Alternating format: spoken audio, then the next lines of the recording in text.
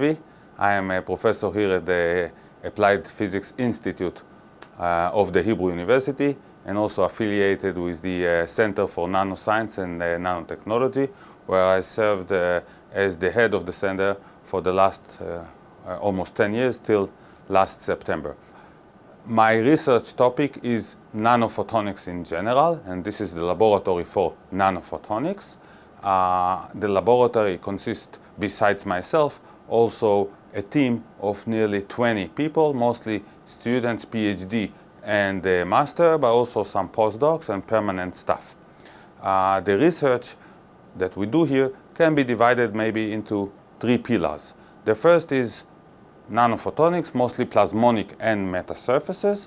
The second one is integration on a chip, mostly we can use the term silicon photonics. And the third one is a topic that we have pioneered, which is hot vapor on a chip. So these are the three major pillars. Let me tell you a little bit what we do in each of these three pillars. So as for metasurfaces and plasmonic, metasurfaces are basically man-made surfaces with nanostructure texture which is coming on top of the surface. And this field actually exists for maybe easily 20 years, but the term metasurface is relatively new. I was dealing with things relative or related to metasurfaces already in my PhD and my postdoc. And when I came here in 2006, I looked more deeply into these topics. Specifically, we are working on metal lenses. Metal lenses are flat lenses that could replace, hopefully, bulky lenses. But they have also lots of disadvantages. For example, chromatic aberration of such metal lens is much higher compared to the bulky lens. So what can we do about it? This is a topic of research. First, we have to understand the influence of this chromatic aberration, and then we have to seek ways to correct for these aberrations, and that's what we do in this activity. But we also do other metasurfaces, including tunable metasurfaces, which means we tune the properties of the metasurfaces after the fact, after their fabrication. And the metasurface could be like metal lenses I mentioned, but in general, these metasurfaces can control amplitude, phase, polarization, and spectral properties of light using a thin sheet of structure rather than a bulky element. But they can also enhance light-vapor, light-matter interaction via the manipulation of the photonic density of states. So these are the major two directions in metasurfaces. They could be made of dielectrics like silicon, amorphous silicon, silicon nitride, but they can also be made of metal, which give rise to a field of plasmonics. Both has pros and cons. That's the topic of the nanophotonics or the metasurfaces. The other one is silicon photonics. We are active in silicon photonics in integrated waveguides with active components such as modulators and photodetectors. So we have demonstrated perhaps the best modulator about 10 years ago with the best figure of merit, bringing together very low loss and high efficiency of modulation. So combining these two together, that was probably the first silicon modulator that was demonstrated in Israel at the time. And since then, we're still working on this topic. In parallel, we also work on photodetectors with the goal of having photodetection at wavelengths like shortwave infrared and telecom, but using CMOS technology. So of course, the problem is that silicon does not absorb light at, say, 1.5 micron wavelengths. So the question is how to achieve such an absorption and how to achieve photodetection even though silicon is not absorbing light. So we came up with a concept of plasmonic enhanced silicon photodetectors in the infrared, and based on that we have performed a series of works in guided mode configuration and also in free space.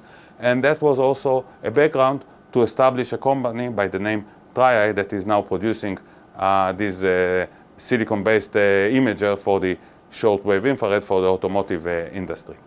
The third pillar is hot vapor on chip. The main player in this field is what we call the ACWG, the atomic cladded waveguide. It's a waveguide typically made of silicon nitride, which is surrounded from all directions by rubidium vapor, thermal vapor that is moving around.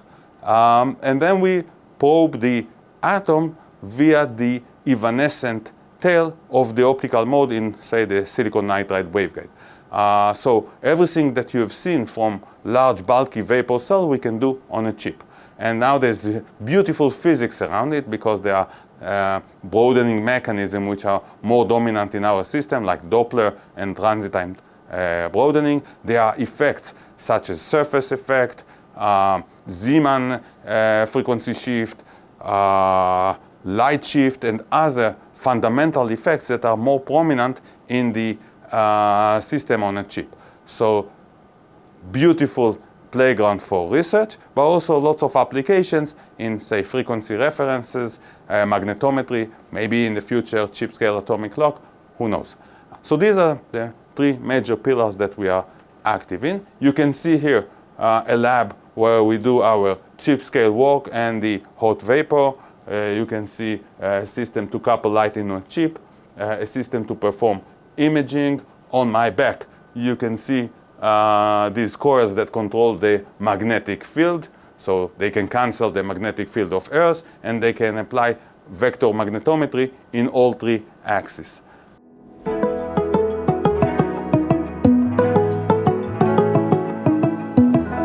Under the microscope, you can see a metasurface designed for structural color. Here in the screen, you can see what the microscope sees. The metasurface is using our own silicon-rich nitride technology. And what you can see here that we designed many nanoarrays, and each nanoarray is designed to reflect a certain wavelength, and hence you can see here many different colors.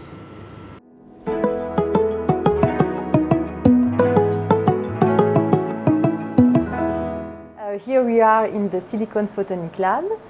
In the Silicon Photonic Lab, we actually make some measurement for CMOS photodetector on chip. And so this is the chip, as you can see. So the measurement will be performed on this chip. And for the measurement, we need an electrical side and also an optical side. So for the optic point of view, we have two fibers. As you can see over here, this is the two fibers. What Gloria just moving is the laser one, the entrance, and over here is the exit that is connected to a photodetector. So the light goes through the device thanks to the fibers. And we have also an electrical side. This is the electrical pad. And we're coming with some electrical probe to make some flow of, be careful, of current. And the electrical the electrical probe are connected to some SMU, search measure unit, which we will do the measurement.